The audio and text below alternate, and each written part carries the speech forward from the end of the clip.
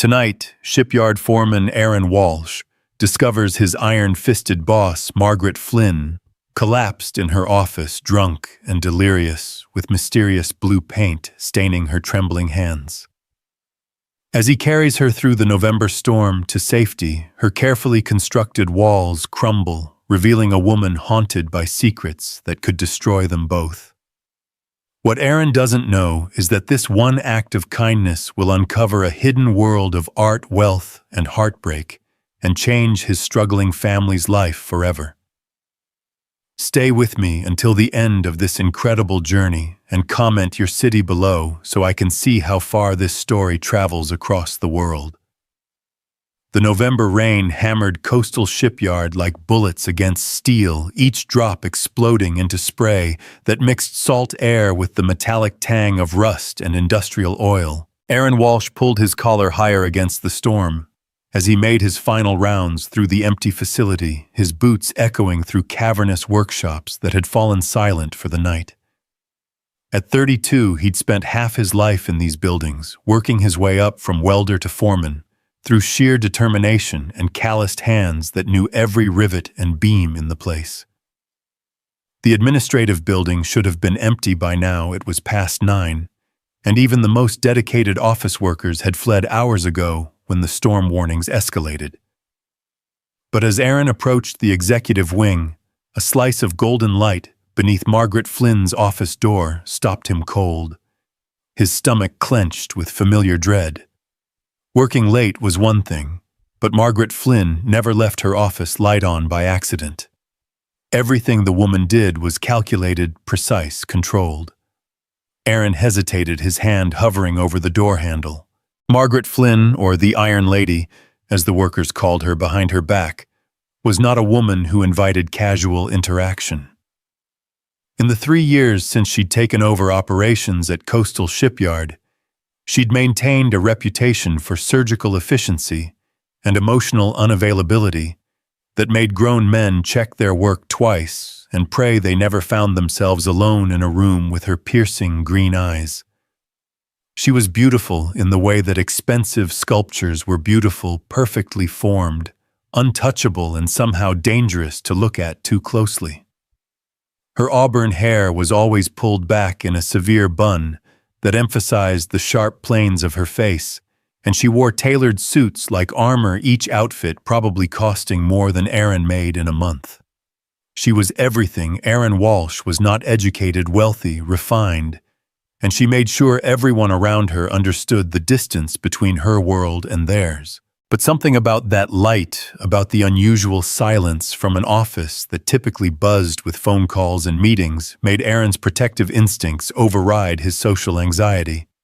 He knocked softly, then harder when no response came. "Ms. Flynn, everything okay in there?" Still nothing. Aaron tried the handle, surprised to find it unlocked. The door swung open to reveal a scene that would be burned into his memory forever. Margaret Flynn sat slumped over her massive mahogany desk, her usually immaculate appearance disheveled in ways that seemed impossible. Her auburn hair had escaped its strict confines, falling in waves around a face that looked younger, more vulnerable than Aaron had ever seen it. An empty bottle of whiskey sat next to her computer, and scattered across the desk were what looked like financial documents covered in red ink, the kind of red ink that meant serious trouble. But it was her hands that made Aaron's breath catch. Both palms were stained with blue paint, not the industrial paint used in the shipyard, but something richer, more vibrant. The color had dried under her fingernails and streaked up her wrists like evidence of a crime she couldn't remember committing. "Ms. Flynn." Aaron stepped into the office, his voice gentler now. "Margaret." She stirred at the sound of her first name, lifting her head with the careful precision of someone trying very hard not to fall over. When her eyes found his, Aaron felt something shift in his chest. Gone was the sharp authority he'd grown accustomed to, replaced by something raw and frightened and utterly human. "Aaron," her voice was softer than he'd ever heard it, slurred but not unpleasant. "What are you doing here?" Making my rounds. Storm knocked out power and Building C wanted to make sure everything was secure before I headed home. Erin moved closer, noting the way she gripped the edge of her desk, as if it were the only thing keeping her upright. Are you all right? You look like I've been hit by a truck. Margaret attempted a laugh, but it came out hollow and brittle. That's probably accurate. Erin's eyes swept the office, taking in details that painted a picture of a woman on the edge. The usually pristine space was chaos papers scattered across every surface, an overturned coffee cup staining important-looking contracts, and in the corner a canvas bag that seemed to be leaking blue paint onto the expensive carpet. Ms. Flynn, I think maybe you should let me call someone. Your husband or no husband. Margaret said quickly, then seemed to realize how much that admission revealed. No one to call, just me and my magnificent self-destruction. She tried to stand swayed dangerously and would have fallen if Erin hadn't lunged forward to catch her. The contact sent electricity through both of them, her soft curves against his solid frame, the scent of expensive perfume mixed with whiskey, and something else, something creative and wild, that didn't match the woman he thought he knew. Easy there, Erin said, his voice rougher than he intended. Let me help you. Margaret looked up at him, and for a moment the distance between boss and employee evaporated entirely. She was just a woman, and he was just a man, and the storm outside seemed to be raging inside both of them.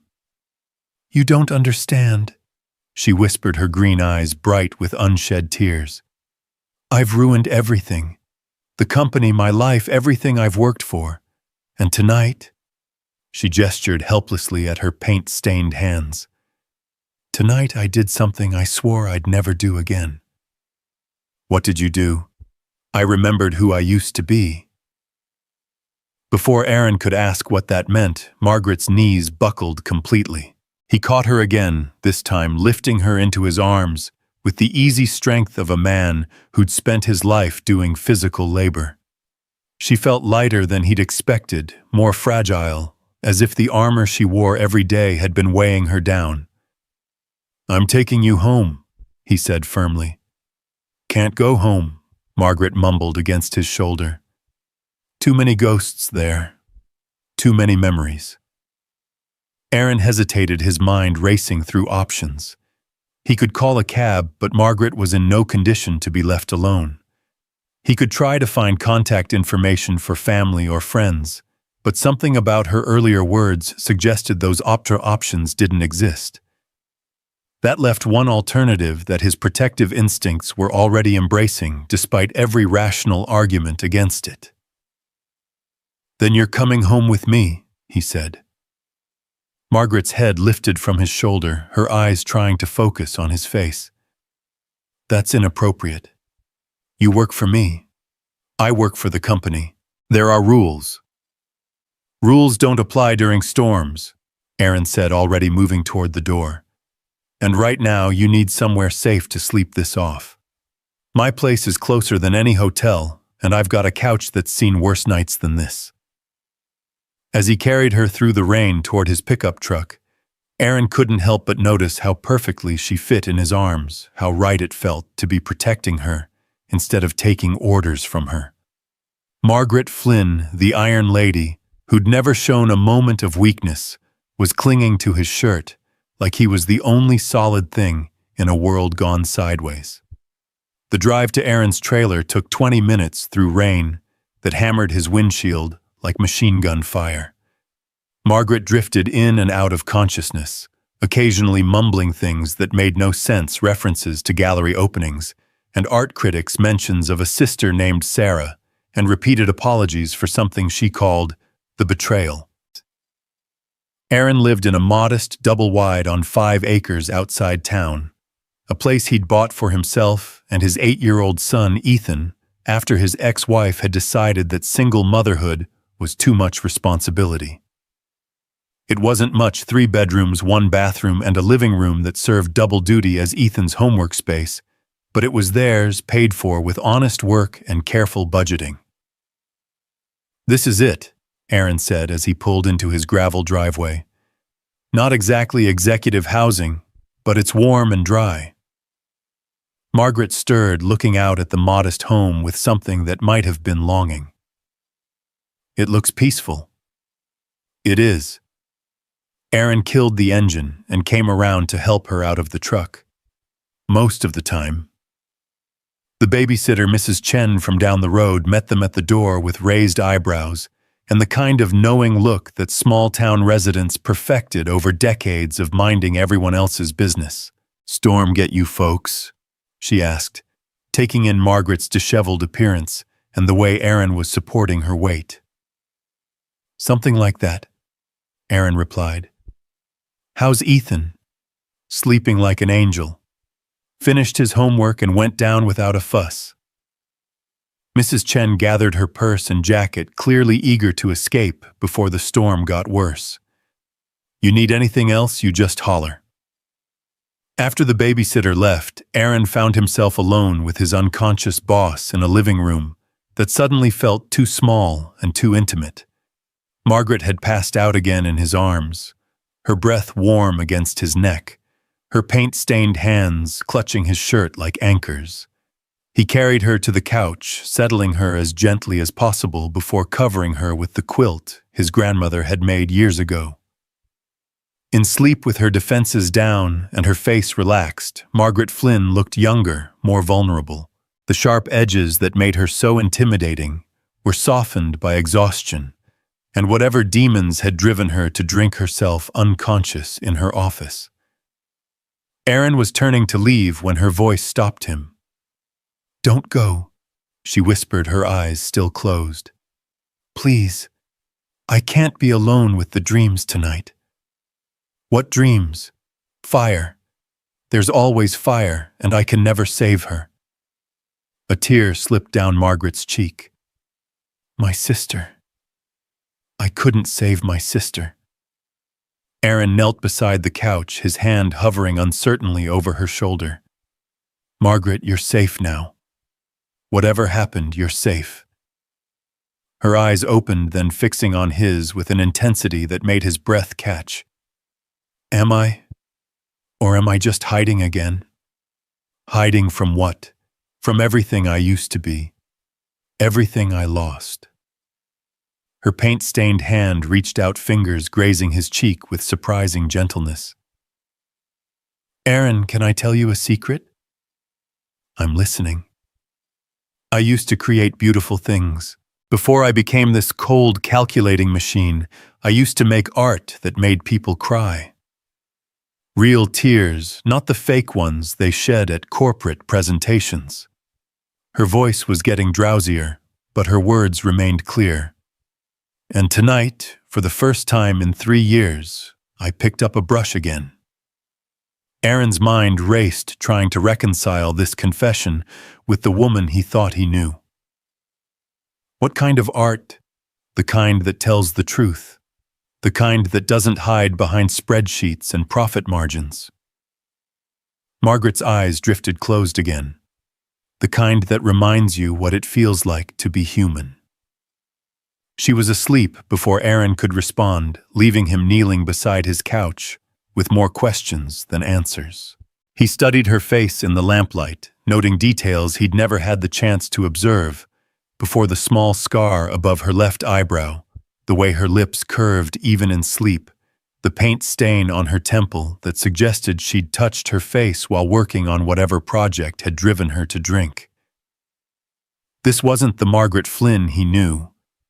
This wasn't the Ice Queen who'd laid off 30 workers without blinking, who'd restructured departments with surgical precision, who'd never shown even a hint of the passionate artist she claimed to have been.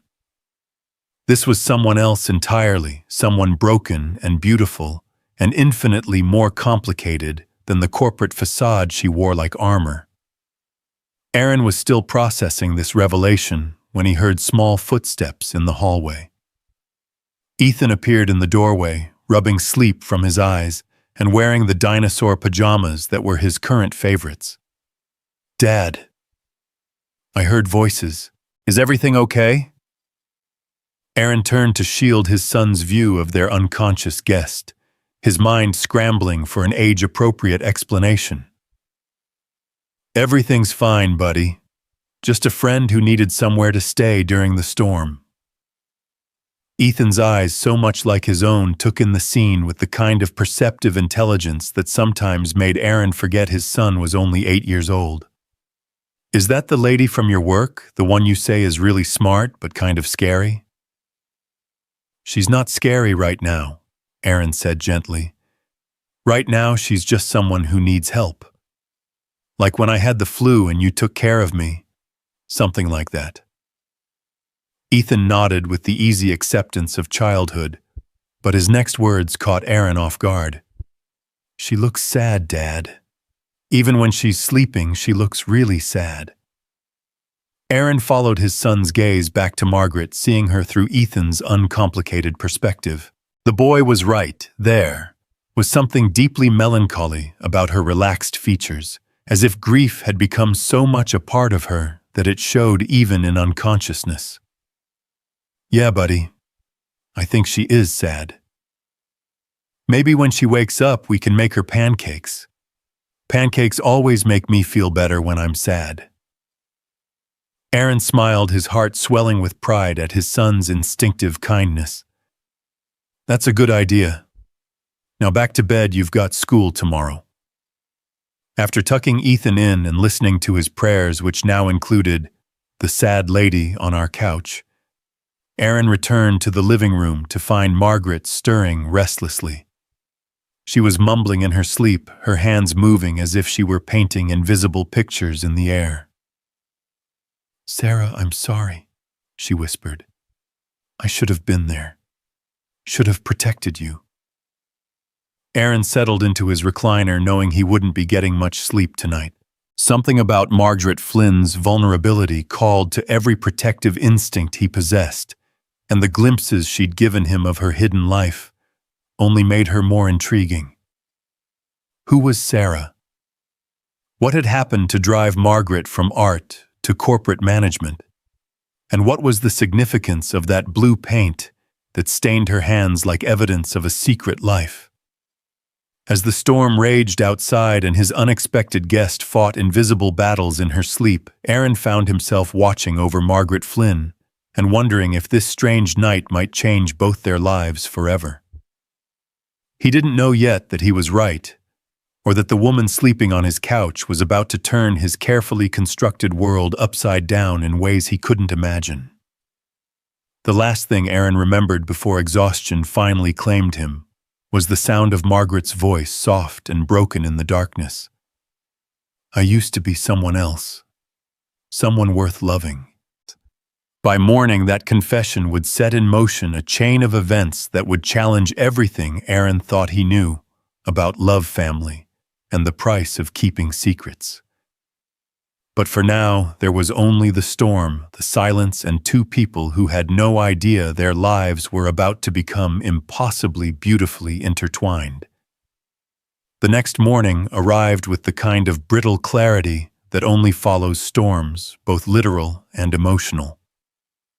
Elena woke on her living room floor, the empty wine bottle still clutched in her fingers, like a lifeline she'd forgotten to release. Sunlight streamed through windows she hadn't cleaned in weeks, illuminating dust motes that danced like memories she couldn't quite catch.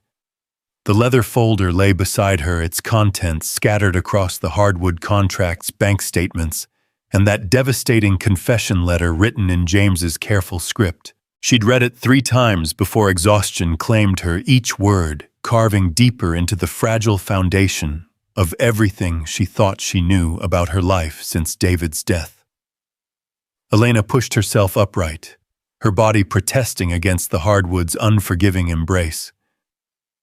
The house felt different in daylight, not emptier exactly, but expectant, as if the walls themselves were holding their breath. She gathered the papers with trembling hands, trying to make sense of numbers that seemed too large, too impossible. Mortgage payments, utility bills, the gallery's lease, all bearing the discreet stamp of Chen Industries' financial department.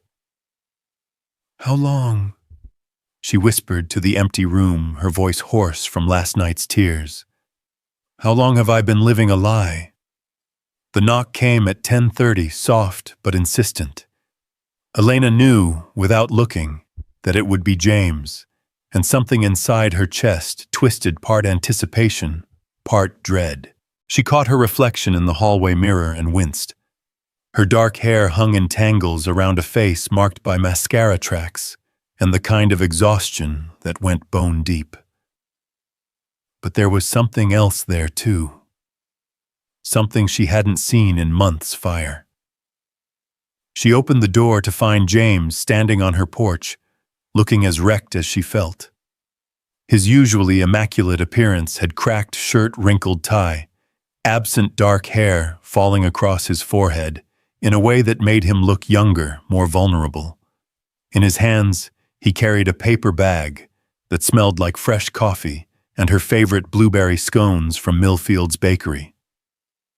"You remembered," she said, the words slipping out before she could stop them.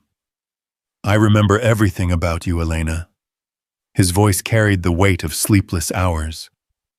"Can I come in?" She stepped aside, acutely aware of the space between them as he passed. The house seemed to shrink with his presence, every room suddenly too small to contain the magnitude of what lay unspoken between them. He set the bag on her kitchen counter with the careful precision of a man afraid his hands might shake. "You hate me," he said, not quite a question. Elena poured coffee into two mismatched mugs, her movements deliberate and controlled. "I should hate you. I want to hate you." She turned to face him, and the pain in his dark eyes nearly undid her resolve. "But I can't figure out if what I'm angry about is the lying or the fact that you were right to do it." James's shoulders sagged, as if her words had physically struck him. "Elena, I never meant what?" The fire in her chest flared higher. "Never meant to make me feel like a charity case, never meant to strip away every ounce of dignity I had left, or never meant to fall in love with your dead friend's wife." The last words hung between them like a blade, sharp and unforgiving. James's face went white, but he didn't deny it. Couldn't deny it because the truth was written in every line of his body, every careful breath he took. "David knew," he said finally, his voice barely above a whisper. "The last time I saw him in the hospital, he knew." Elena's coffee mug slipped from nerveless fingers, shattering against the kitchen floor in a spray of ceramic and dark liquid. "What did you just say?" James knelt automatically, gathering the broken pieces, with hands that trembled despite his efforts to steady them. "He called me to his room that last night. You'd gone home to shower, to change clothes. He was so weak, but his mind... God, his mind was still sharp as a scalpel." He looked up at her from the floor, surrounded by fragments. "He said he'd been watching me watch you for months. Said he'd seen the way I looked at you, when I thought no one was paying attention." "Stop!" Elena's voice cracked like ice under pressure. "Just stop talking." But James couldn't stop, not now that the dam had broken. "He made me promise, Elena, made me swear on his deathbed that I would take care of you. Not just financially, he knew I had the resources for that, but really take care of you. Love you the way you deserve to be loved," he said. James's voice broke entirely. "He said you were too good for this world, too pure for the kind of grief that was coming for you. He begged me to make sure that you never had to face it alone." Elena sank into a kitchen chair, her legs suddenly unable to support her weight.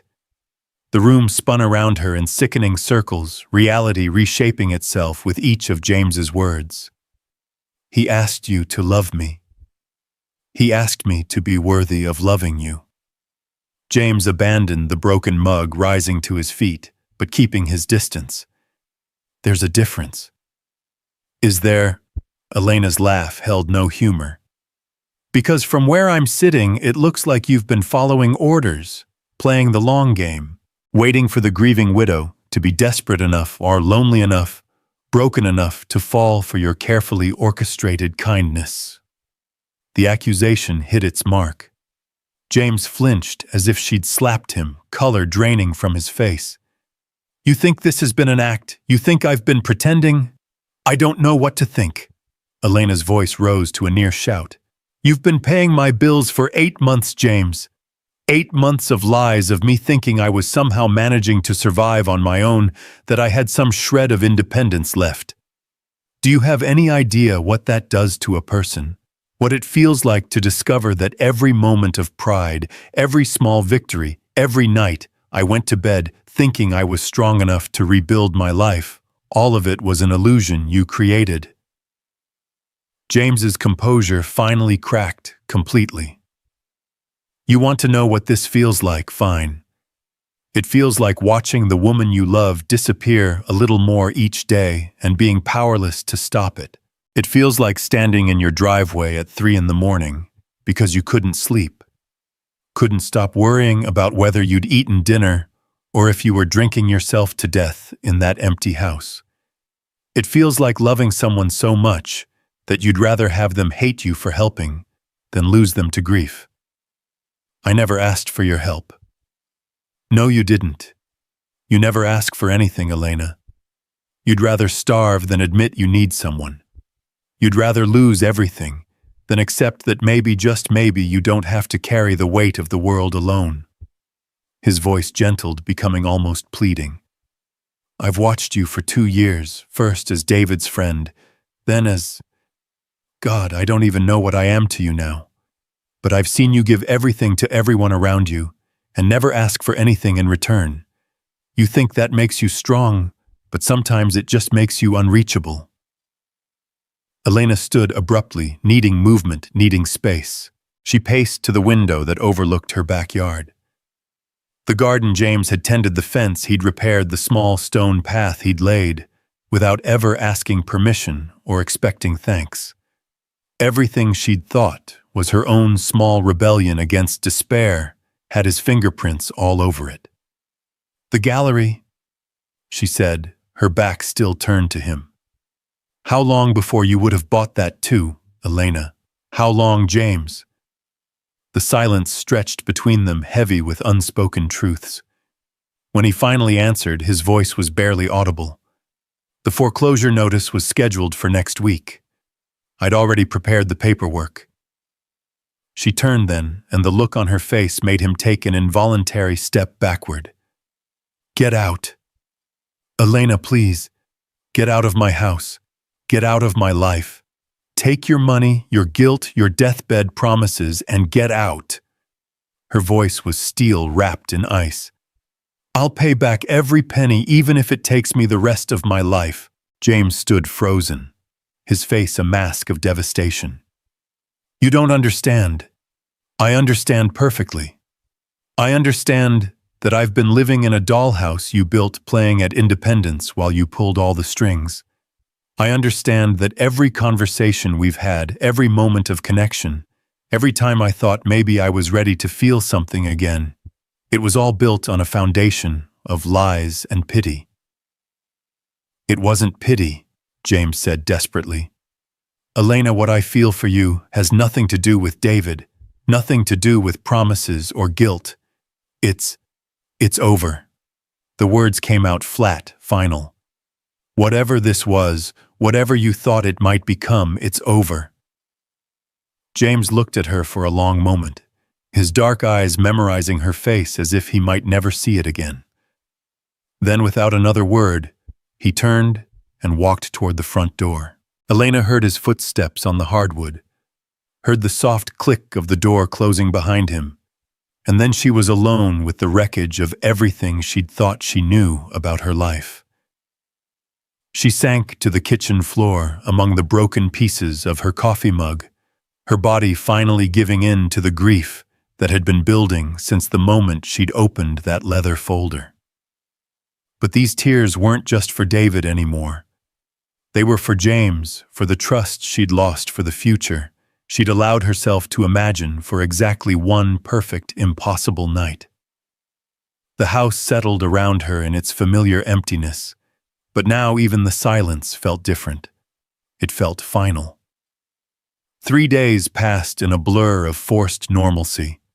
Elena threw herself into the gallery with desperate intensity, cataloging pieces, updating inventory, calling artists to discuss upcoming exhibitions. She pretended not to notice when the morning coffee delivery stopped arriving, when her garden began to show signs of neglect, when her phone remained stubbornly silent. She was reviewing contracts at her desk when the call came. The voice on the other end was crisp, professional, utterly without warmth. "Ms. Santos, this is Margaret Chen from Chen Industries. I'm calling regarding the outstanding debt on your property." Elena's blood turned to ice. "I'm sorry, who?" "Margaret Chen. I'm Mr. Chen's mother, and as of this morning, I've assumed control of all his charitable endeavors." The pause was deliberate cutting. "I understand there's been some confusion about the terms of assistance provided to you.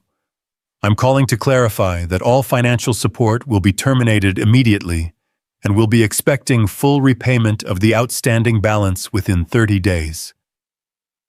30 days? Elena's voice came out as a whisper. "That's quite generous, actually. The total amount comes to just over $400,000, including accrued interest." Margaret's tone suggested she was reading from a prepared script. "Naturally, if you're unable to meet this obligation, we'll be forced to pursue legal remedies." Elena gripped the phone so tightly, her knuckles went white. Can I speak to James? Mr. Chen is no longer handling personal matters. All future communications regarding this debt will go through our legal department." A pause. "I trust this clarifies the situation." The line went dead, leaving Elena staring at her phone in numb disbelief. $400,000. 30 days. The numbers swirled in her head like a death sentence, each digit another nail in the coffin of everything she'd tried to build since David's death. She was still sitting in stunned silence when her assistant knocked on the office door. "Elena, there's someone here to see you." Elena looked up to find a man in an expensive suit standing in her doorway, his smile as sharp as his perfectly pressed lapels. He extended a business card with practiced ease. "Ms. Santos, Richard Hawthorne, Hawthorne and Associates. I represent Chen Industries in matters of debt collection." The business card felt like lead in Elena's trembling fingers. "I just spoke to Margaret Chen this morning. I said I understood the terms." Of course.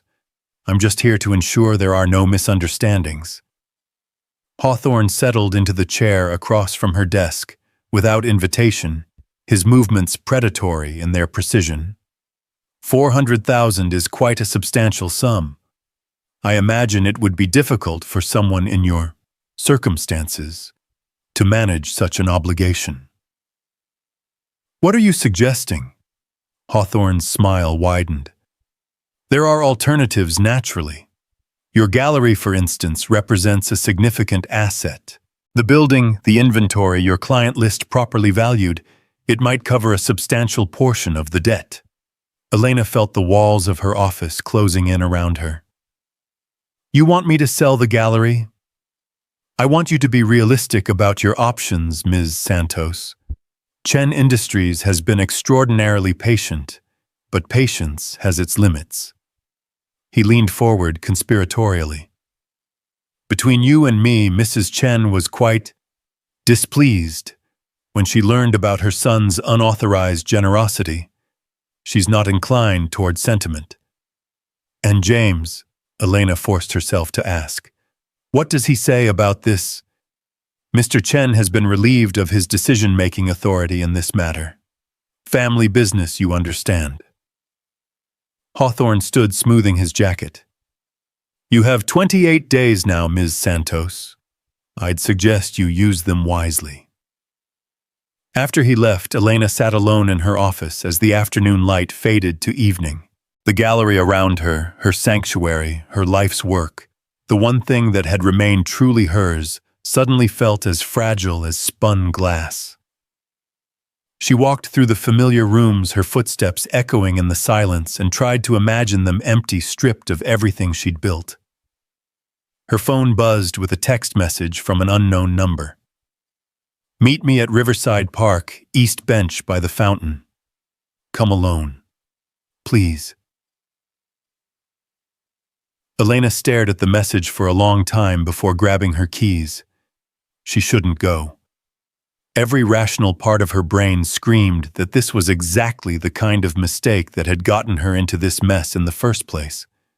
But her heart, her treacherous, foolish heart, was already carrying her toward the door. The park was nearly empty in the gathering dusk, long shadows stretching across grass that needed cutting. Elena found James sitting on the bench. He'd specified, his shoulders hunched against a cold wind that carried the scent of rain. He looked up when he heard her footsteps, and the relief in his eyes was so profound, it nearly broke her resolve. "You came," he said simply. "I shouldn't have." Elena remained standing, keeping distance between them like a shield. "Your mother called today, and her lawyer." James's face went ashen. "Elena, I'm so sorry. I never wanted $400,000, James. 30 days.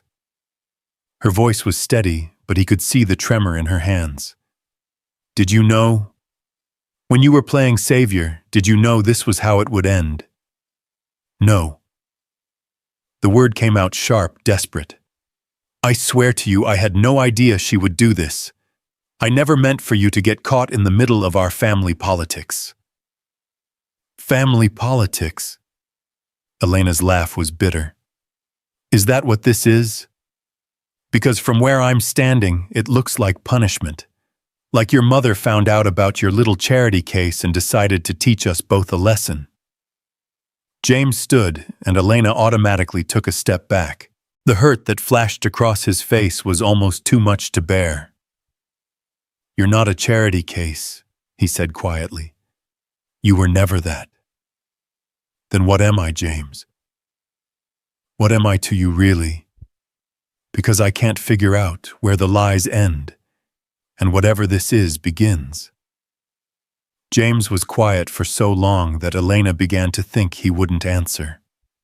When he finally spoke, his voice was raw with honesty. "You're the reason I started believing in second chances. You're the woman who makes coffee taste better, who turns grocery shopping into an adventure, who looks at broken things and sees possibility instead of damage." He took a careful step closer. "You're the first person who ever made me want to be worthy of something instead of just entitled to it." Elena felt tears threatening, but she forced them back. "Pretty words, but they don't change the facts. Your mother owns me now. In 28 days, she'll own everything I have left." "No, she won't." James's voice carried a note of steel Elena had never heard before. "I won't let that happen." "How are you going to stop it?" "According to your family's lawyer, you don't have any authority anymore." James's smile was sharp, dangerous. "Richard Hawthorne is an excellent lawyer, but he's not privy to all the details of Chen Industries' corporate structure." He reached into his jacket and pulled out a thick manila envelope.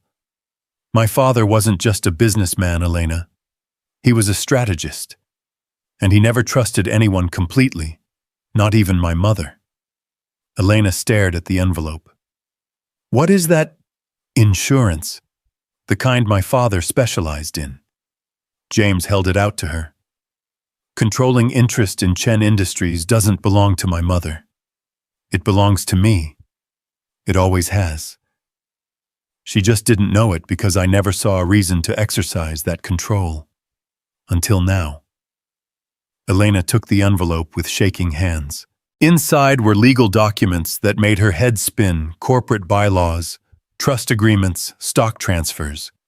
But even with her limited understanding of business law, one thing was crystal clear: James Chen didn't just work for Chen Industries. He owned it. "You're the majority shareholder," she whispered. 68%. My father set it up that way before he died, but he made me promise never to use it, unless I absolutely had to. He believed in earning respect, not demanding it. James's voice gentled. "But some things are worth breaking promises for." Elena looked up at him, and for the first time since she'd opened that leather folder, she saw something in his eyes besides guilt and desperation. She saw resolve. "What are you saying?" "I'm saying that your debt to Chen Industries has just been forgiven. I'm saying that Richard Hawthorne is about to get a very unpleasant phone call. And I'm saying that my mother is going to learn that there are consequences for threatening the people I love." The last word hung between them, like a bridge Elena was afraid to cross. Love. He'd said it so simply, so matter-of-factly, as if it were just another piece of evidence in his case. "James," she began, but he held up a hand. "I know you don't trust me.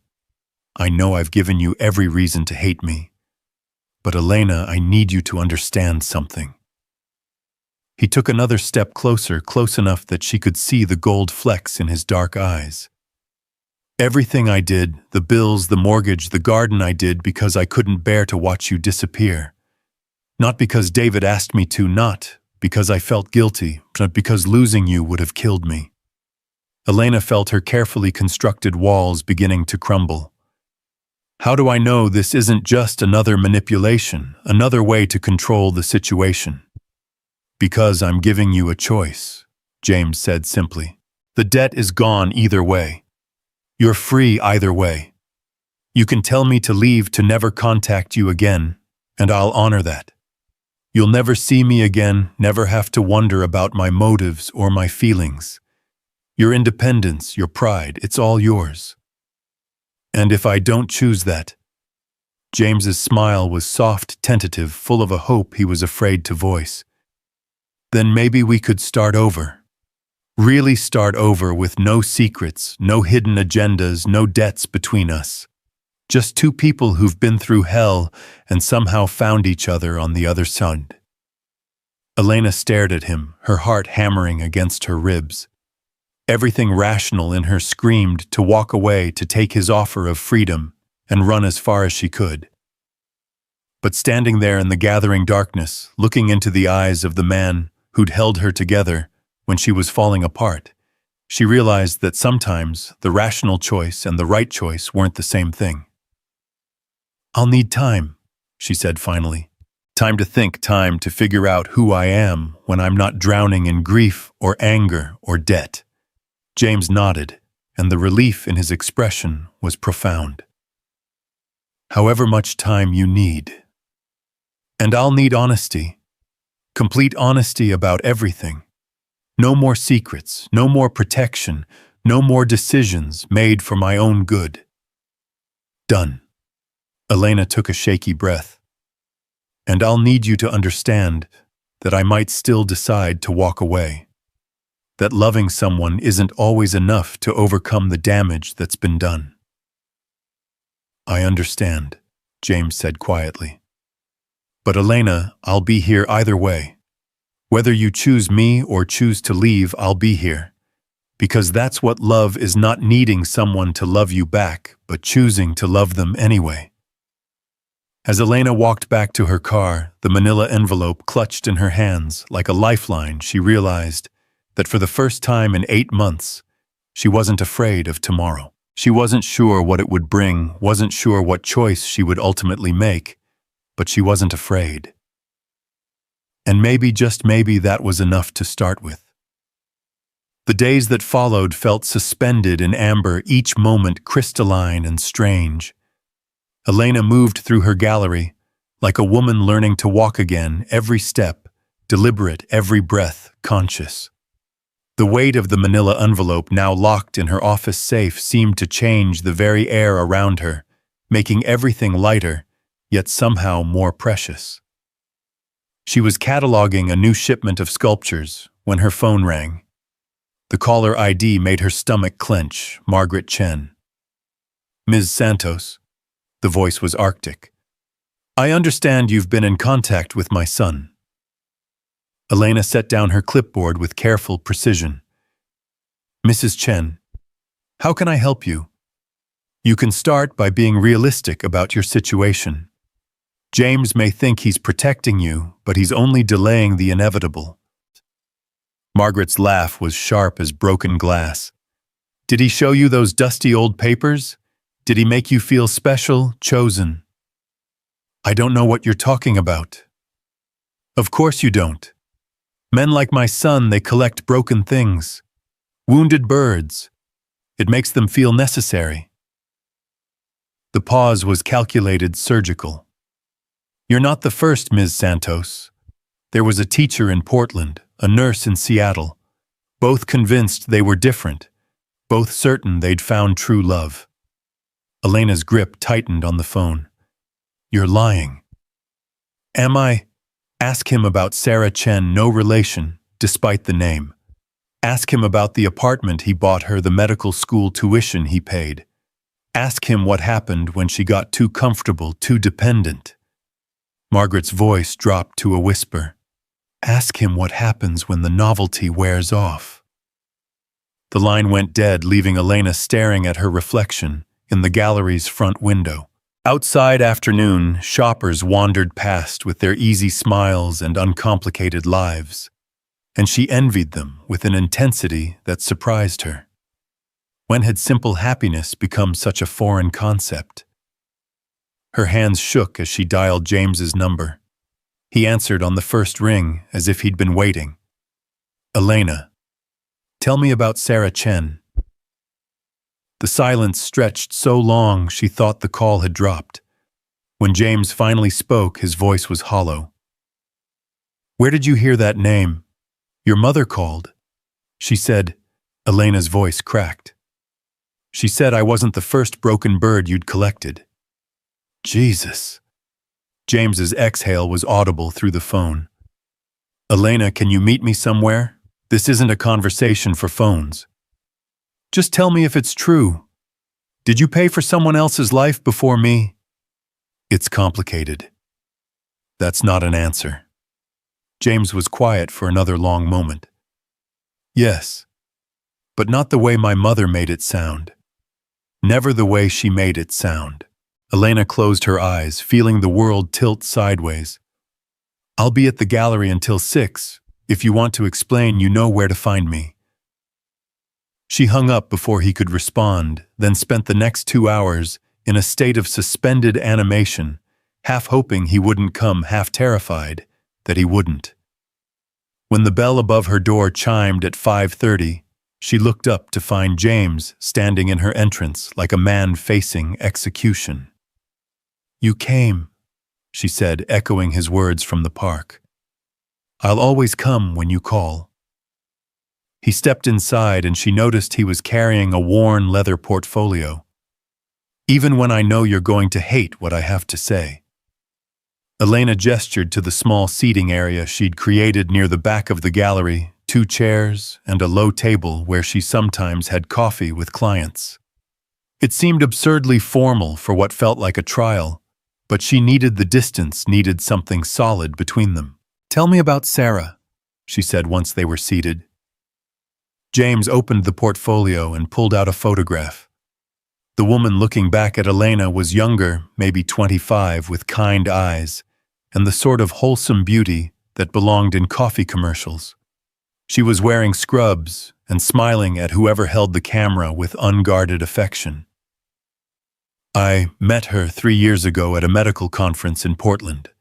She was working as a nurse, putting herself through medical school 1 class at a time. James's voice was carefully controlled.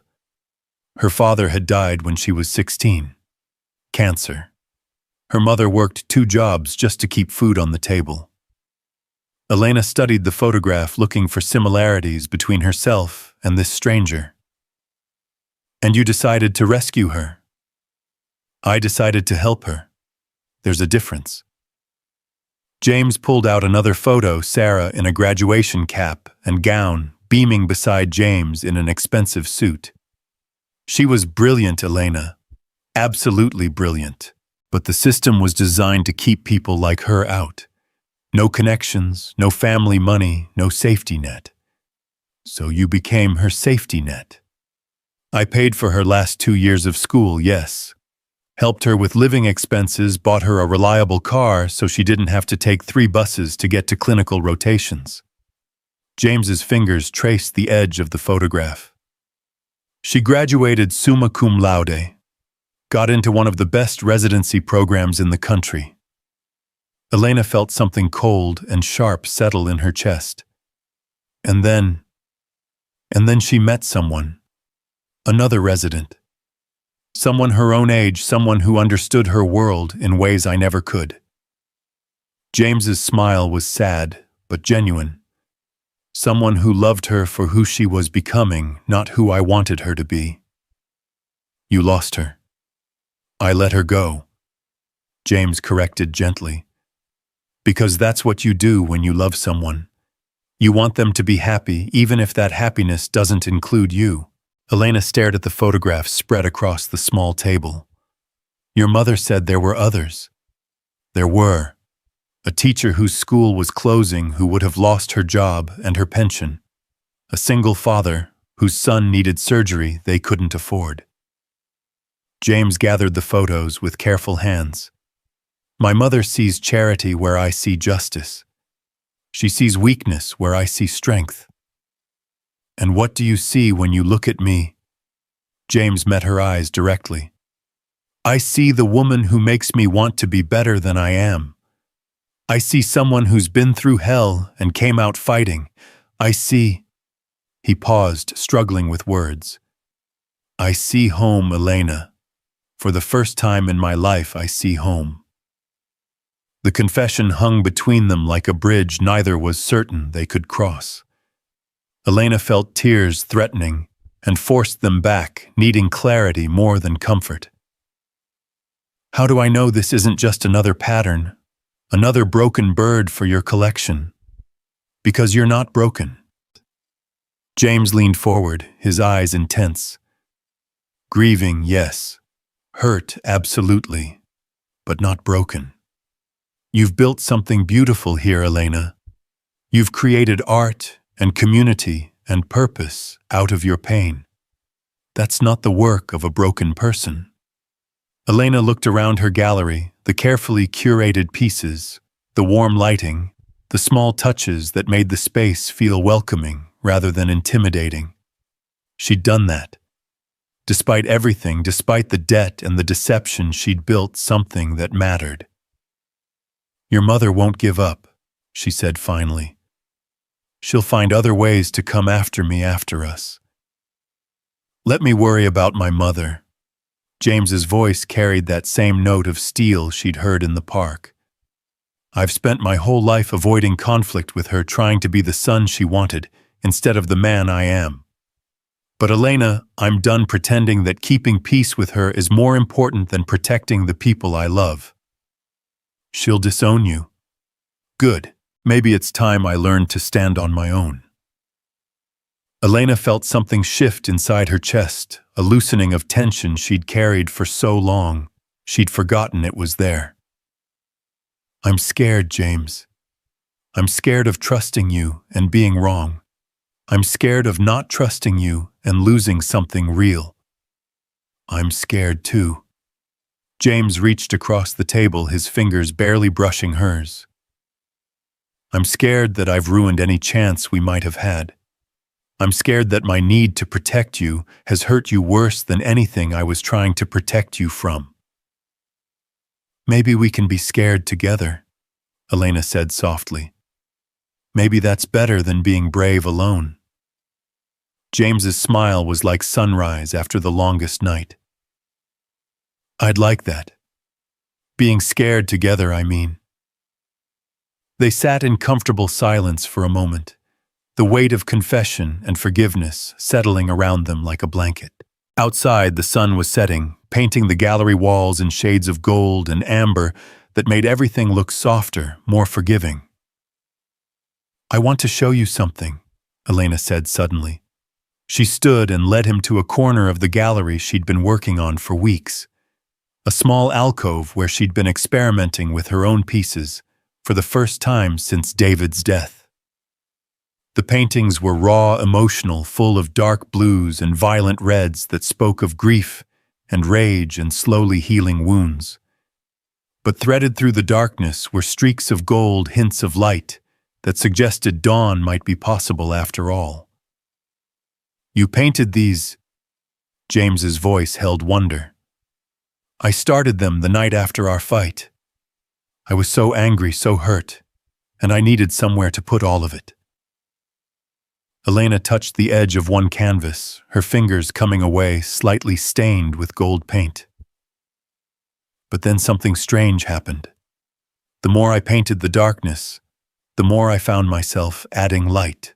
James studied the paintings with the intensity of someone seeing a master's work for the first time. "They're extraordinary, Elena. They're you. They're us," she corrected. "The darkness and the light, the hurt and the healing. They're what happens when two damaged people try to figure out how to love each other without destroying everything in the process."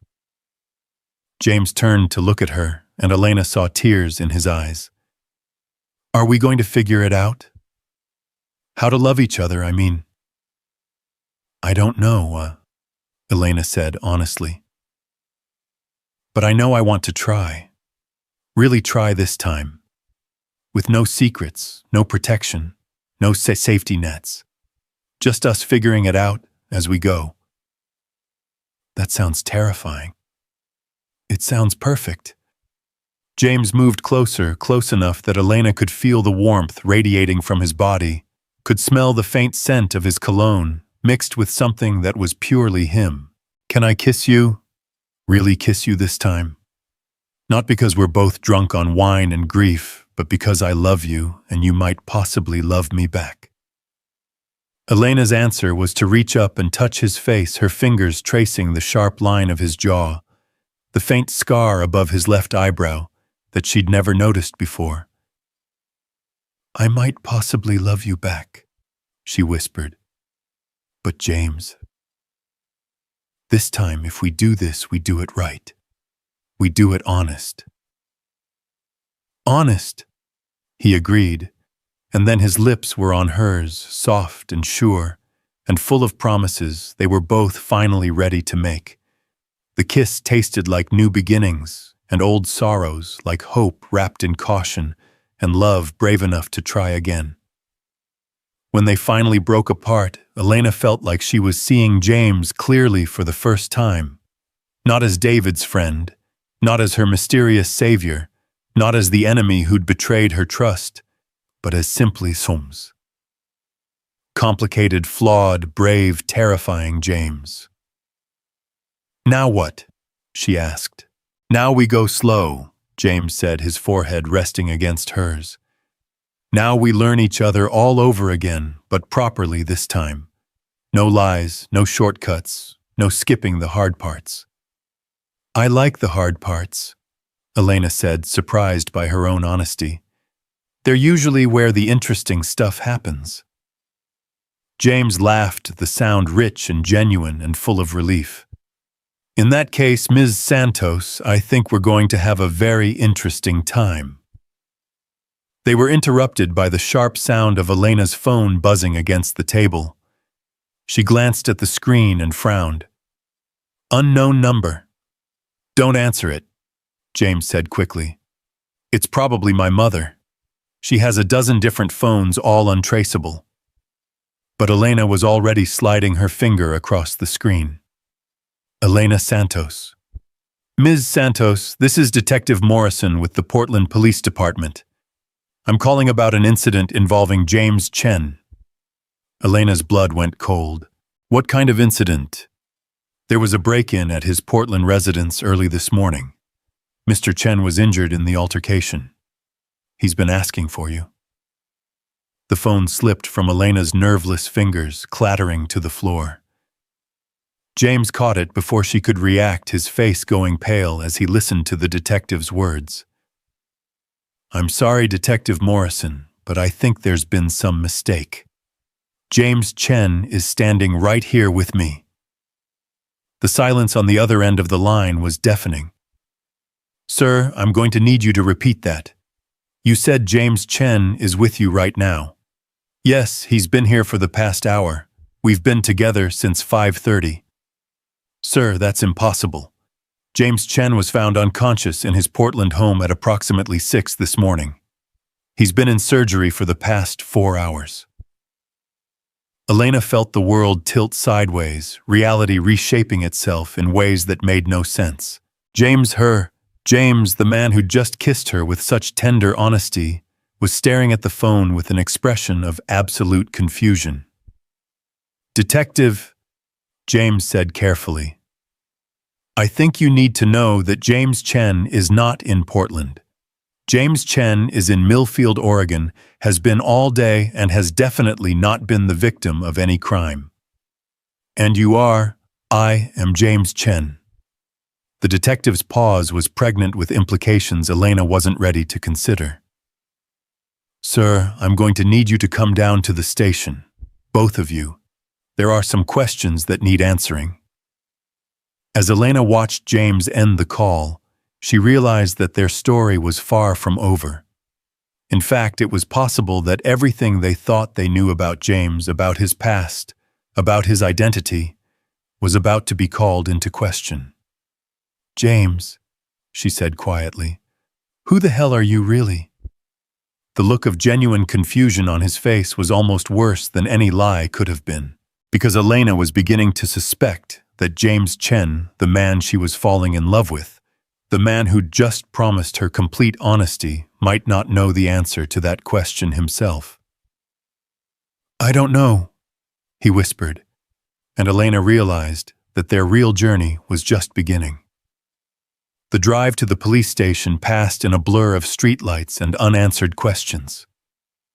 Elena gripped the steering wheel so tightly her knuckles had gone white, while James sat in the passenger seat staring at his own hands, as if they belonged to a stranger.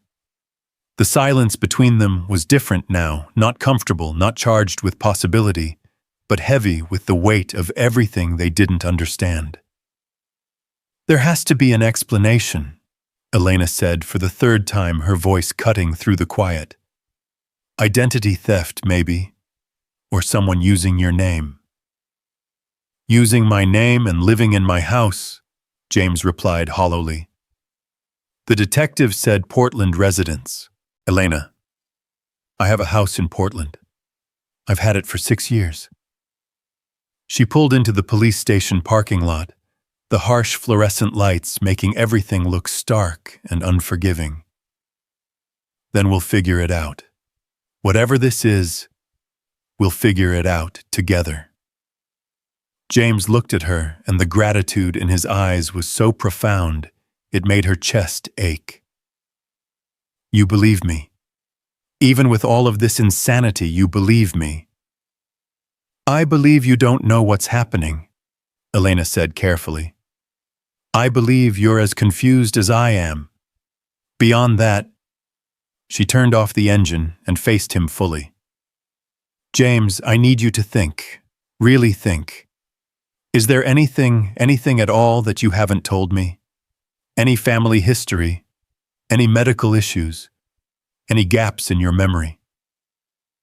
James was quiet for a long moment, his brow furrowed in concentration. "There was an accident," he said finally. "When I was 19. A car accident. I was in a coma for 2 weeks." Elena's heart stopped. "What kind of accident?" "Head trauma. My father said I was lucky to survive, that there might be some memory issues, but nothing severe." James pressed his palms against his temples. "But Elena, that was 15 years ago. Whatever happened today, it can't be connected to that. Can't it? Elena reached for his hand, her fingers intertwining with his. James, what if there's something about that accident, about those 2 weeks, that you don't remember?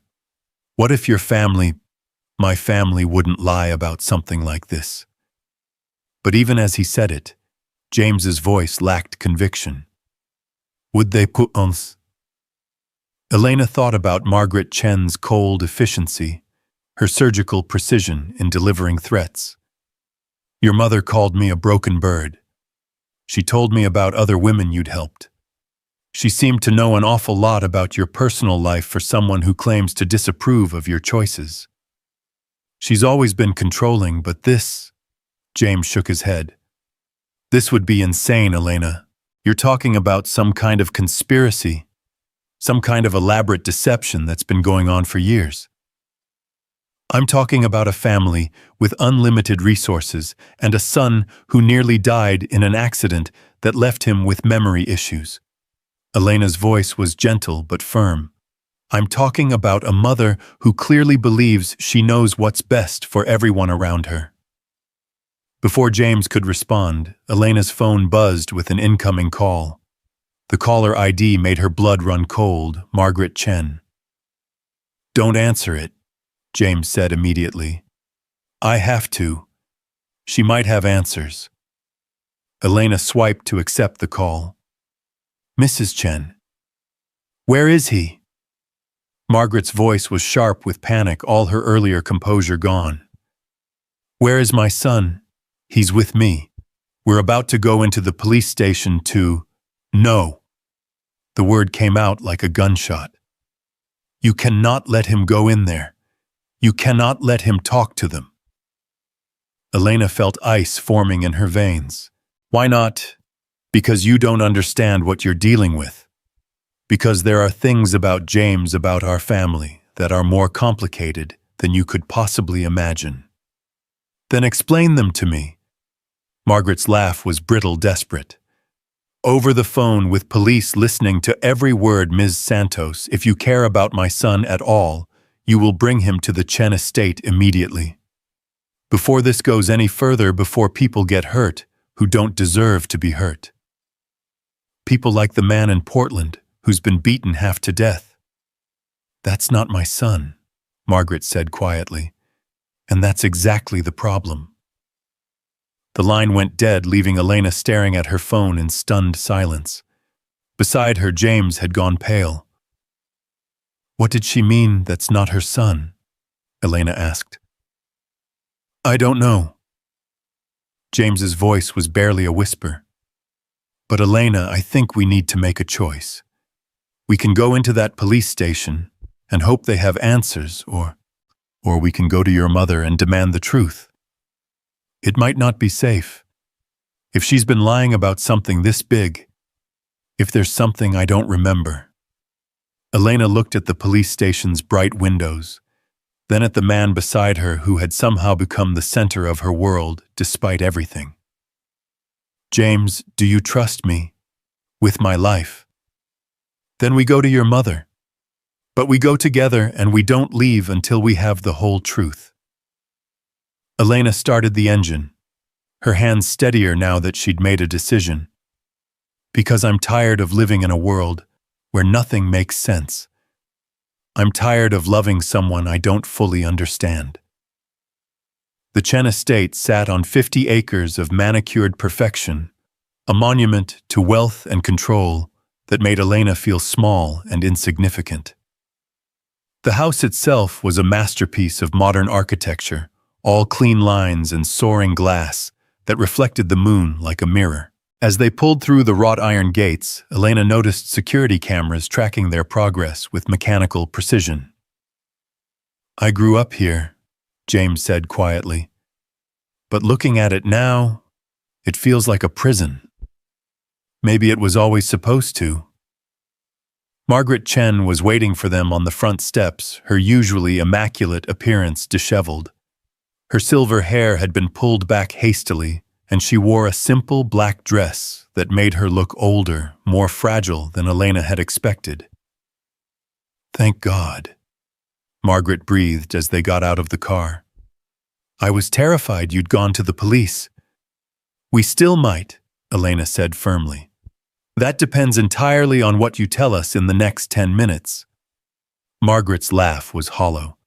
10 minutes, if only it were that simple. She gestured toward the house.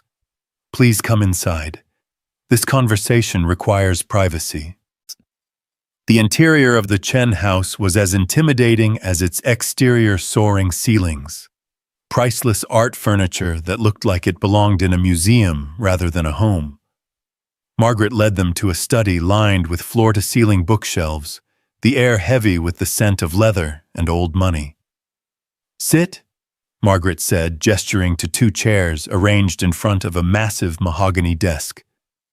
Please. I'd rather stand, James said, his voice tight with tension. Mother, what the hell is going on? Who is the man in Portland, and why does he have my name? Margaret moved to a wall safe hidden behind a painting of the Chen family, a younger James standing between his parents, his smile bright and uncomplicated. Elena realized with a start that this must have been taken before the accident, before whatever had changed everything. His name is James Chen, Margaret said, as she worked the safe's combination. He's 34 years old, born in Portland, Oregon. He's a successful businessman, philanthropist, and heir to the Chen Industries fortune. She pulled out a thick file and turned to face them. And until 15 years ago, he was my son.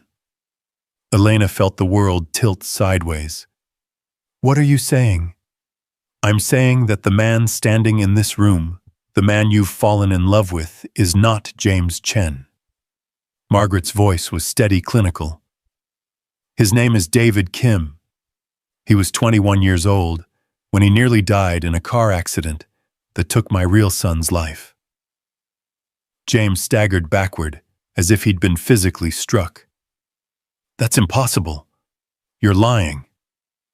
Am I? Margaret opened the file, spreading photographs across the desk. Here's James at 18 before the accident. Here's David Kim in the hospital unconscious, no identification, no family looking for him. She pulled out medical records, police reports, documents that made Elena's head spin. Both boys, both dark-haired, both approximately the same height and build, both victims of the same accident that should have killed them both. Elena sank into one of the chairs, her legs no longer able to support her weight. You switched them. You let everyone think your son survived, and this David Kim died. My son was brain dead, Margaret said quietly. The machines were keeping his body alive, but James, my James, was gone. David Kim was in a coma, but the doctors said he had a chance. A real chance. So you made a choice, Elena whispered, the horror of it settling over her like a shroud. I made a mother's choice. I couldn't save my son, but I could save someone else's. I could give David Kim a life, a family, a future. And in return, Margaret's voice broke slightly. In return, I could pretend my son was still alive. James David, whoever he was, stood frozen in the center of the room, his face a mask of devastation. My memories, my childhood, my relationship with you, with Father, all of it was a lie. Not a lie. An adaptation. Margaret's voice hardened again. You had retrograde amnesia from the accident. You couldn't remember anything before you woke up. So we gave you memories, stories, photographs. We gave you a life. What about David Kim's real family? Elena asked, her voice shaking with rage. What about his real life? He was a foster child. No family. No one looking for him. He was studying art at Portland Community College on a scholarship, working nights at a diner to pay for supplies. Margaret pulled out more documents, school records, employment history, a driver's license photo of a young man with kind eyes and calloused hands. He was nobody, Elena, We made him somebody. Elena stared at the photograph, seeing traces of the man she loved in this stranger's face. You stole his identity. You stole his life. We saved his life, Margaret corrected. And we gave him opportunities he never would have had as David Kim. But the real James Chen, Elena pressed. What happened to his body? Margaret's composure finally cracked, tears spilling down her cheeks. We buried him as David Kim. There's a grave in Riverside Cemetery with David's name on it, but it's my son who lies there. The silence that followed was deafening. Elena watched as the man she loved, James David, whoever he was, struggled to process the enormity of what he'd learned. His entire identity, everything he thought he knew about himself, had been built on a foundation of lies and desperation. The man in Portland, Elena said finally. Who is he? That's where it gets complicated, Margaret admitted. 3 years ago, we discovered that someone was living in Portland using James Chen's identity. Credit cards, bank accounts, even a house, all in my dead son's name. You have another fake James Chen? Elena's voice rose with disbelief. We believe it's someone who discovered what we did and decided to profit from it. Someone who knows about the accident, about the switch. Margaret's hands shook as she gathered the scattered documents. We've been investigating quietly, trying to determine how much this person knows and what they want. And today someone tried to kill him or capture him. We're not sure which. Margaret looked directly at the man she'd called her son for 15 years. David, I think someone is trying to use this situation against us. Against you. David. Elena found she couldn't think of him as James anymore. Finally spoke, his voice hollow and strange. Why tell us now? Why not let us go to the police, let them sort it out? Because if this goes public, if the truth comes out, it won't just destroy our family. It will destroy Chen Industries, the foundation, every good thing we've built. Margaret's voice was pleading now. And it will destroy you. David, you have no legal identity. Officially, you died 15 years ago. If the authorities discover what we did, I'll go to prison, David finished quietly. For identity theft, fraud may be accessory to whatever happened to the real James Chen's body. And Elena will be implicated as an accomplice, Margaret added, her eyes finding Elena's. Everyone you've helped, every business dealing you've had as James Chen, all of it becomes evidence of ongoing fraud. Elena felt the walls closing in around her. Everything they'd fought for, every moment of happiness they'd managed to build together, was balanced on a knife's edge of deception that had been set in motion before they'd even met. What do you want from us? Elena asked. I want you to disappear, Margaret said simply. Both of you, tonight. I've prepared new identities, clean papers, enough money to start over anywhere in the world. She pulled out 2 passports from the safe. You can be together, but you can't be James Chen and Elena Santos anymore. David took the passport with hands that trembled. The name inside read Michael Thompson. And if we refuse, then we all face the consequences of what I did 15 years ago. The foundation shuts down, the scholarship ends. The charitable work stops. Hundreds of people who depend on Chen Industries lose their jobs. Margaret's voice was steel wrapped in velvet. And the man you've become, the good you've done as James Chen, becomes meaningless. Elena looked at the passport Margaret held out to her, Jennifer Thompson, complete with a photograph she didn't remember taking. You've been planning this for a while. I've been planning for every contingency since the day I made the choice to save David's life, Margaret replied. I won't apologize for protecting my family, even a family built on necessary lies. David moved to the window, staring out at the manicured grounds where he'd supposedly grown up but had no real memory of. Elena, I need you to know, that whatever I am, whatever name I carry, how I feel about you is real. That's the only thing I'm certain of anymore." Elena stood and went to him, placing her hand on his shoulder. Through the glass, she could see her reflection standing beside a stranger who wore the face of the man she loved. "I know. And David, I need you to know that I don't care what your name is or where you came from. I care about who you are now, who you choose to be. Even if choosing to be with me means giving up everything else." Elena thought about her gallery, her life in Millfield, the identity she'd built for herself after her husband's death. The irony wasn't lost on her that she'd already lost one David, and now she was being asked to give up her life for another. "Yes," she said simply. "Even then." Margaret cleared her throat delicately. "I don't mean to interrupt, but we have very little time. The police will expect you to come in for questioning soon, and if this Portland situation escalates—" "How long do we have?" David asked. "Hours, not days.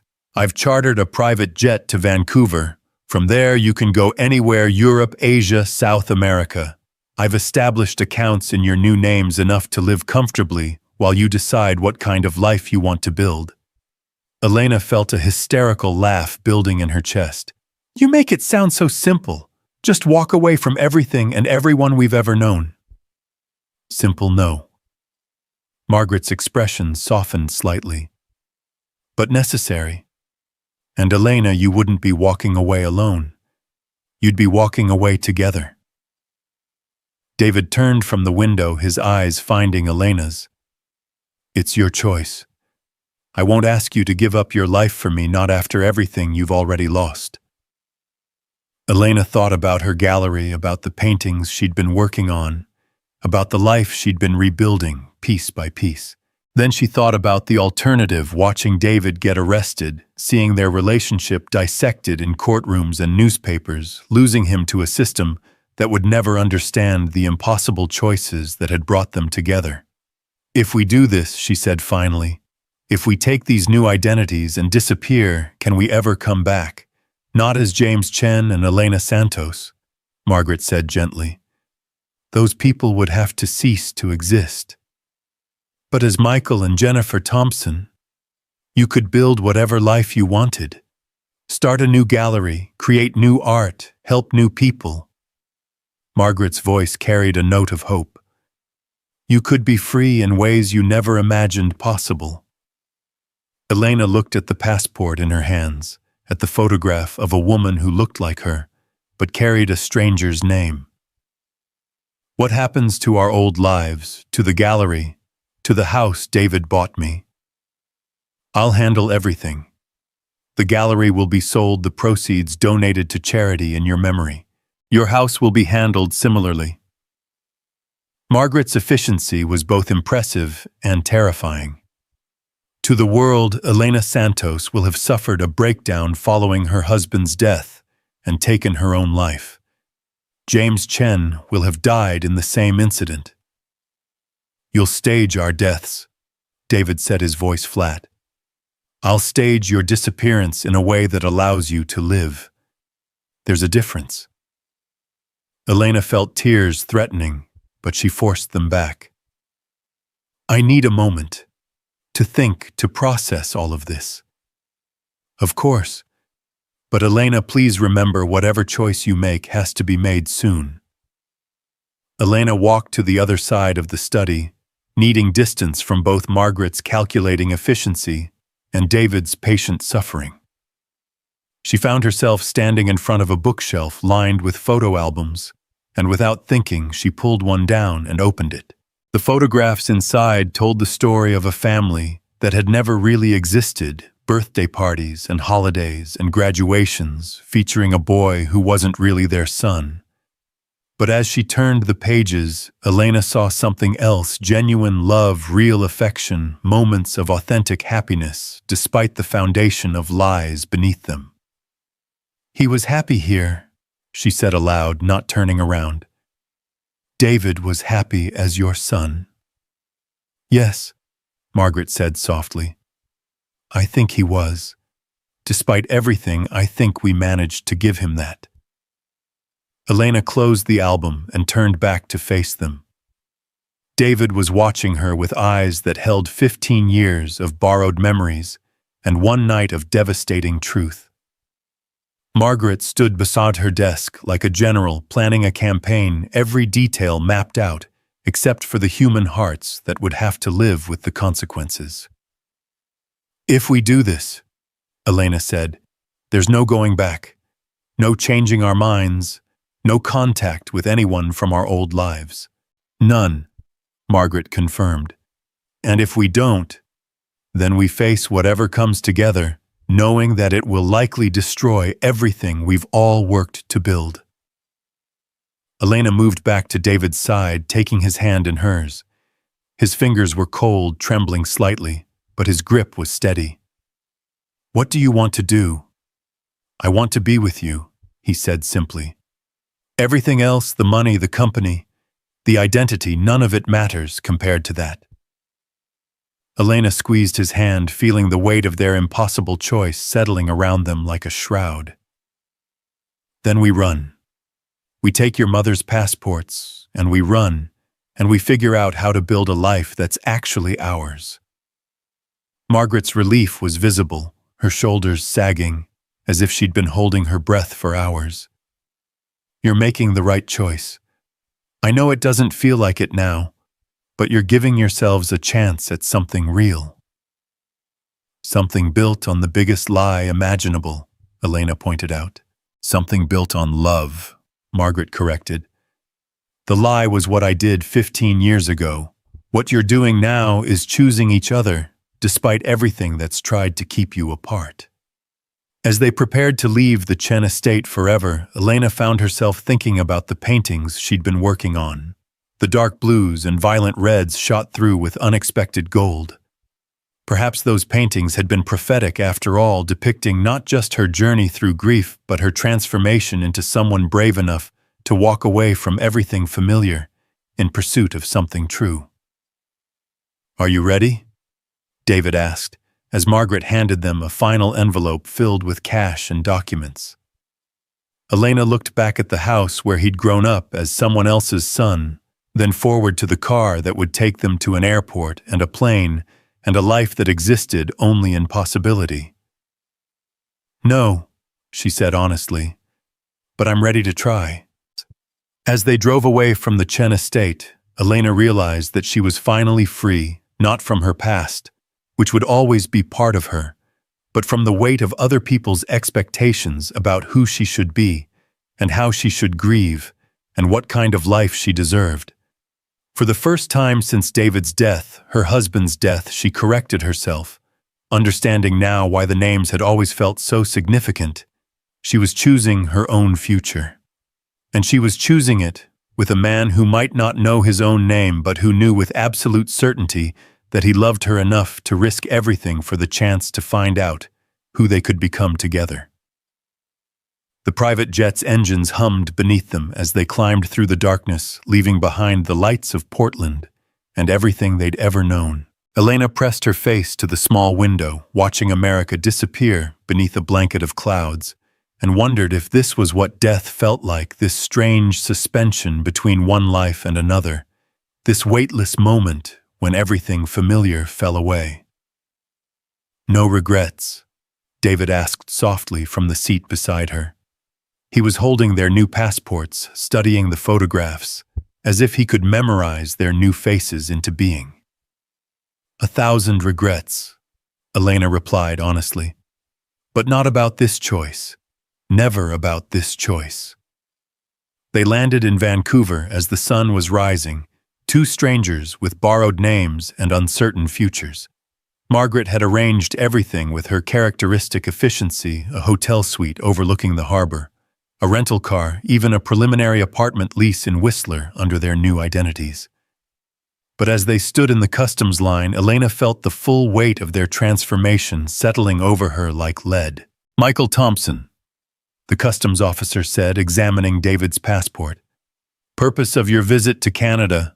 Starting over, David replied without thinking. then caught himself. I mean vacation. Extended vacation. The officer's eyes sharpened slightly, but he stamped the passport and handed it back. Enjoy your stay. Outside the airport, Elena breathed Canadian air and felt like an alien on her own planet. Everything looked almost familiar, but wrong signs in both English and French, different license plates, money that felt like play currency in her hands. We need to talk, she said, as they sat in their rental car in the airport parking garage. Really talk about who we're going to be now. David turned off the engine and faced her fully. In the harsh fluorescent lighting, she could see exhaustion carved into every line of his face. You mean Michael and Jennifer Thompson? I mean us. The people we actually are underneath all these names. Elena pulled off the simple gold band she still wore on her left hand, her wedding ring from her marriage to the real David. I can't keep being a widow, and you can't keep being a dead man's ghost. David watched as she placed the ring in the car's cup holder, this small symbol of her past life gleaming between them like a question mark. What do you want us to be? I want us to be honest, completely honest for the first time since we met. Elena's voice was steady, but her hands shook slightly. I want to tell you that I love you, not James Chen, not some idealized version of you that I created in my head, but you. David Kim, the artist who died and came back to life as someone else. The man who chose to love me even when loving me meant losing everything. David reached across the space between them and took her trembling hands in his. And I want to tell you that I love you, not because you remind me of someone I lost, not because I feel guilty about your husband's death, but because you're the strongest, most beautiful, most infuriatingly independent woman I've ever known. Elena Santos, who would rather starve than accept help, who turns grief into art and loneliness into purpose. But Elena Santos is dead now, she whispered. According to the world, according to your mother's careful plans, Elena Santos couldn't handle her grief and took her own life. Then we mourn her, David said simply. We mourn Elena Santos and James Chen Puan and David Kim, and then we figure out who Michael and Jennifer Thompson are going to be. They drove to the hotel in silence, both lost in their own thoughts.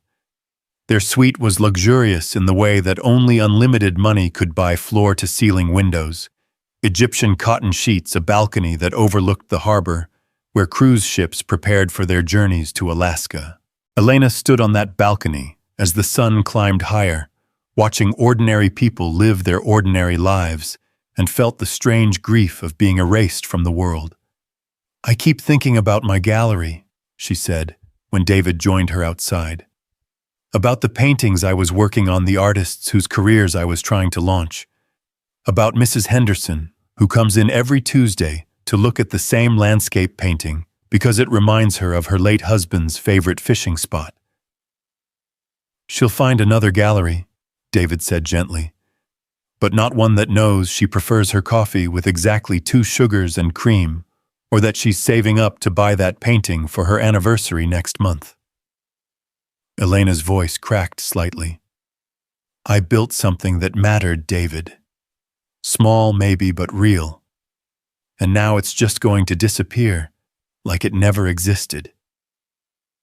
David was quiet for a long moment, his hands gripping the balcony railing. In my other life, in David Kim's life, I was an artist too. Nothing famous, nothing important.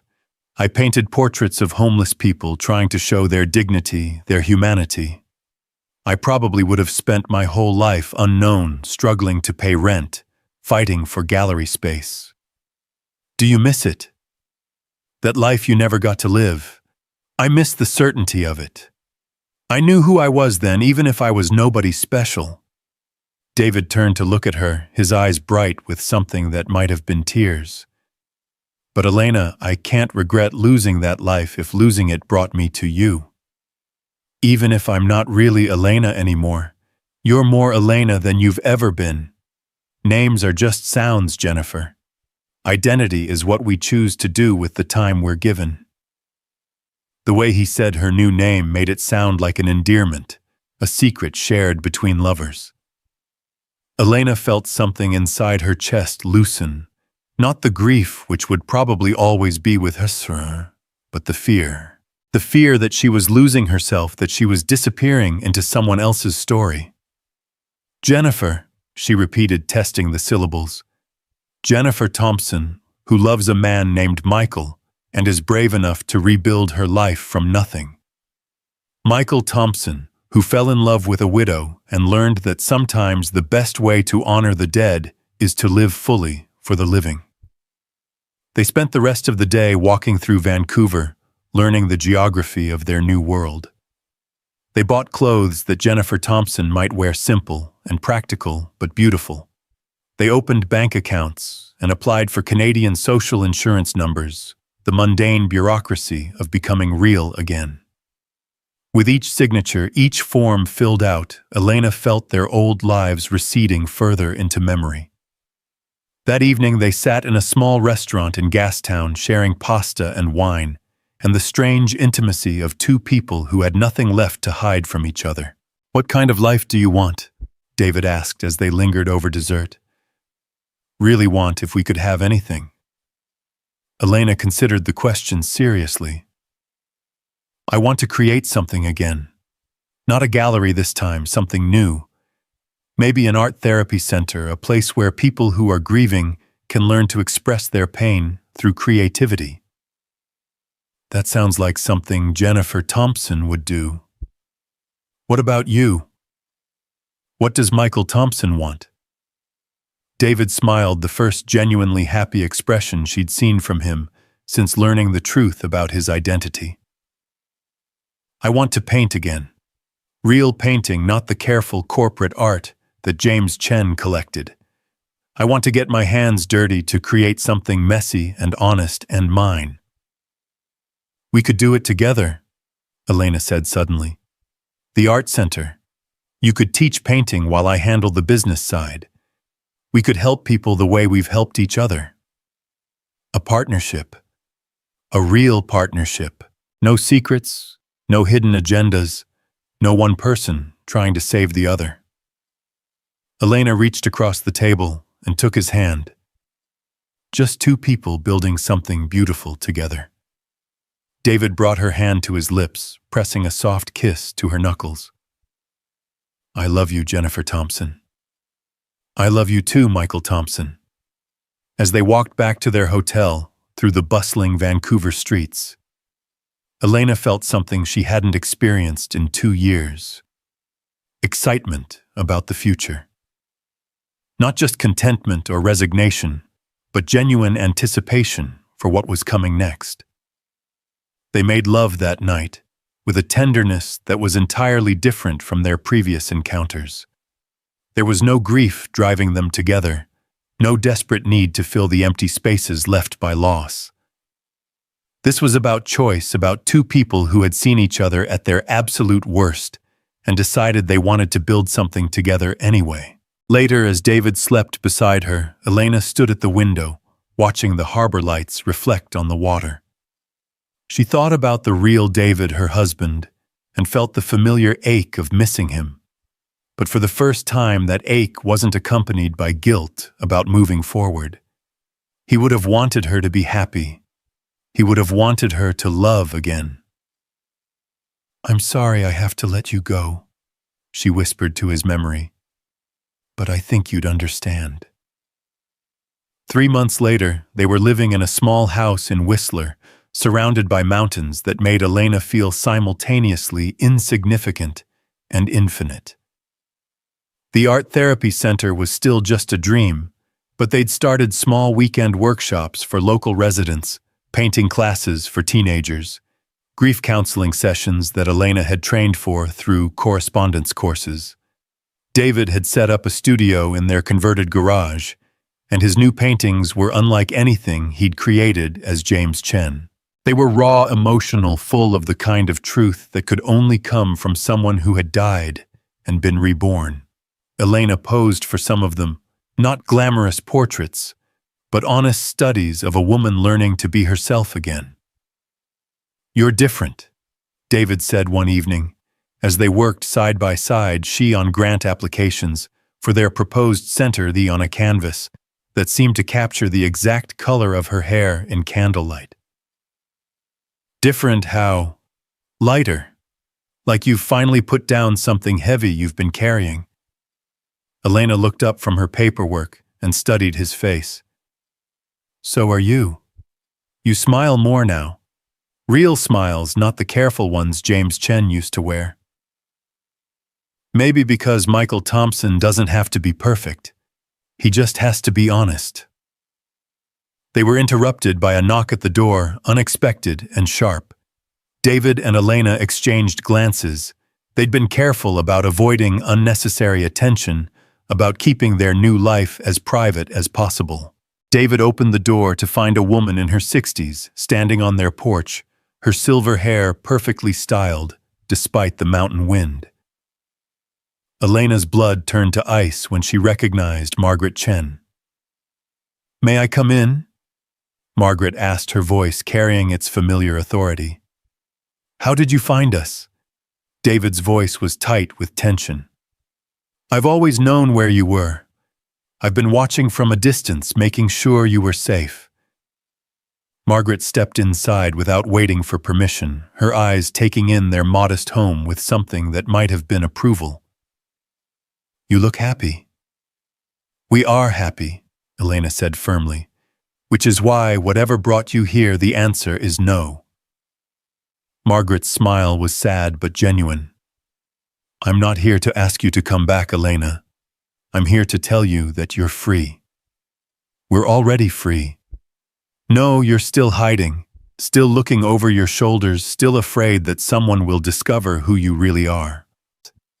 Margaret moved to their living room window, which offered a spectacular view of the mountains. "But that's over now."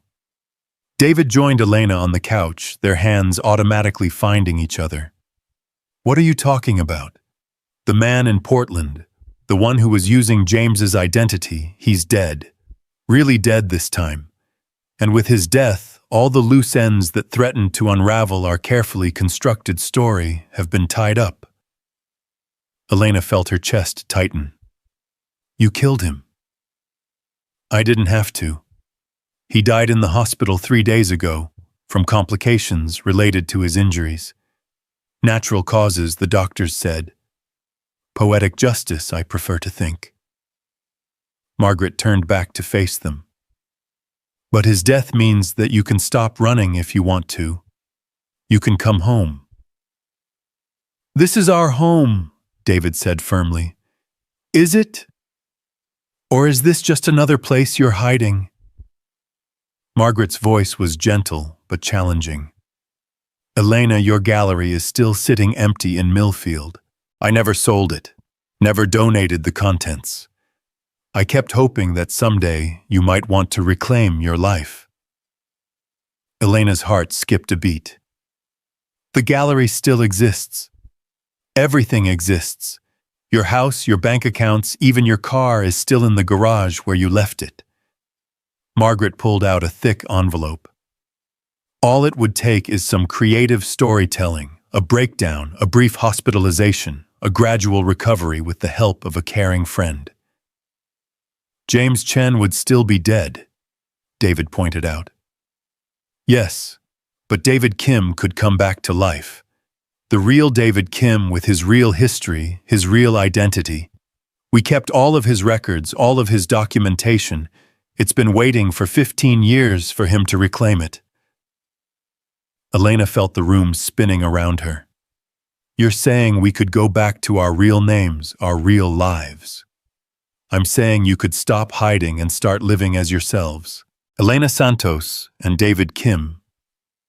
Two people who found each other in the aftermath of tragedy and chose to build something beautiful together." David was quiet for a long moment, his thumb tracing circles on Elena's hand. What's the catch? There's no catch. Consider it my wedding gift to you. Margaret's smile was warm, almost motherly.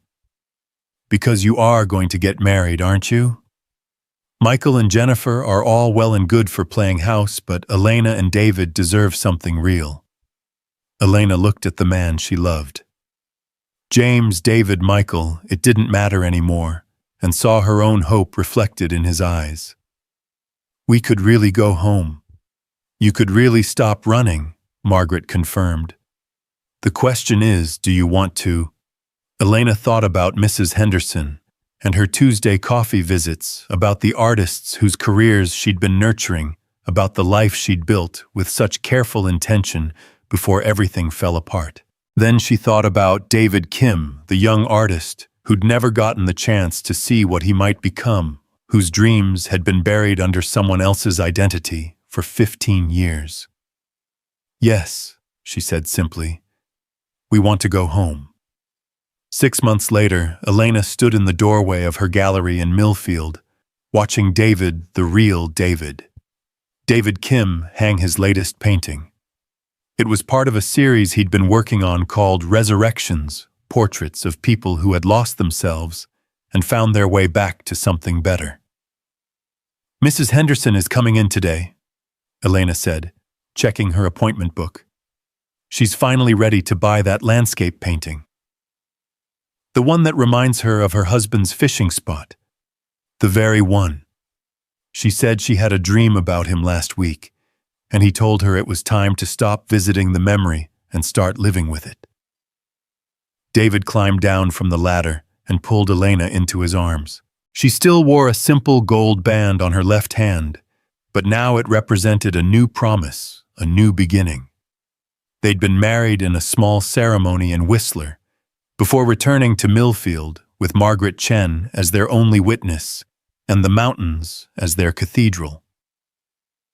Any regrets about giving up our Canadian adventure? David asked, pressing a kiss to her temple. Only that we can't ski to work anymore, Elena replied, laughing. But David, this feels right. Being here, being ourselves, building something real together. Even if that something includes awkward questions about where James Chen went and how Elena Santos survived her breakdown. Especially because of that. We're not hiding anymore. We're not pretending to be people we're not. Elena looked around the gallery at the art that reflected both struggle and hope at the life they'd rebuilt from the ashes of everything they'd lost. We're just Elena and David, two people who've been through hell and decided to love each other anyway. David's smile was soft, full of the kind of contentment that came from finally knowing who he was. Elena and David, I like the sound of that. Good, Elena said, standing on her toes to kiss him properly. Because we're stuck with it for the rest of our lives. As they worked together to prepare for the gallery's reopening, Elena found herself thinking about the paintings she'd been working on during the darkest period of her grief, those canvases full of blue and red and unexpected gold. She'd brought them back from Vancouver, and now they hung in the gallery's back room, a private exhibition of her journey from loss to love to rebirth. I want to show them, she said suddenly. Show what? My grief paintings. The ones I was working on when we first got together. I want to display them publicly to let people see what it looks like to paint your way through the worst thing that's ever happened to you. David considered this, his artist's eye already imagining how the pieces might be arranged. It would be honest. Brutal, but honest.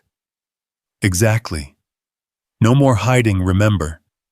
Not from our past, not from our pain, not from the messy, complicated truth of how we found each other. Then we show them, all of them. Let people see that sometimes the most beautiful art comes from the darkest places. Elena felt tears threatening, but they were good tears this time, tears of gratitude for the impossible journey that had brought them to this moment. I love you, David Kim. I love you too, Elena Santos Kim. He paused, testing the sound of their joined names. That has a nice ring to it, don't you think? The best ring I've ever heard. That evening, as they closed the gallery and walked hand in hand to the small house they now shared, Elena felt the last vestiges of her old grief settling into something manageable, something that would always be part of her, but no longer defined her. She'd learned that love didn't erase loss. It transformed it, gave it meaning, turned it into something that could nurture new growth. Behind them, the gallery windows glowed with warm light, displaying art that spoke of resurrection and renewal of two people who had lost themselves and found each other. Tomorrow, Mrs. Henderson would buy her painting and finally take her husband's memory home where it belonged. Tomorrow, other visitors would see Elena's grief series and perhaps recognize their own pain reflected in those bold strokes of blue and red and gold. But tonight, Elena and David walked home together through the quiet streets of Millfield, two people who had been given the rarest of gifts, a second chance at life, at love, at the kind of happiness that could only be built on a foundation of complete and devastating honesty. They had lost everything and gained each other. They had died to their old selves and been reborn as something stronger, something real, something worthy of the love they'd fought so hard to claim. And for the first time since that rainy November night, when everything began, Elena wasn't afraid of what tomorrow might bring. She was ready for it, whatever it held, as long as she didn't have to face it alone. As they reached their front door, David paused to look back at the town where they'd found each other, lost each other, and found each other again. "Thank you," he said quietly. "For what? For seeing me. Really seeing me even when I didn't know who I was." David unlocked their door and pulled her inside into the warmth and light of the life they'd built together. For loving David Kim enough to let James Chen die. Thank you for letting Elena Santos grieve and heal and become someone who could love again. Elena kicked off her shoes and settled into David's arms on their second-hand couch. For being patient while I figured out the difference between honoring the past and being trapped by it. They sat together in comfortable silence, two people who had learned that the most profound love stories weren't about finding your other half, but about becoming whole enough to choose someone else's wholeness too. They had been broken separately and healed together, had lost their identities and found their souls, had discovered that sometimes the end of one story was really just the beginning of another. Outside, Millfield settled into evening quiet, a small town full of ordinary people living their ordinary lives. But inside their small house, Elena and David held each other and marveled at the extraordinary fact of their survival, their love, their stubborn refusal to let tragedy have the final word. They had chosen each other across death and deception, across loss and lies, across every obstacle that had tried to keep them apart. And now, finally, they were free to love without guilt, free to heal without shame, free to build whatever future they could imagine together. It was more than enough. It was everything.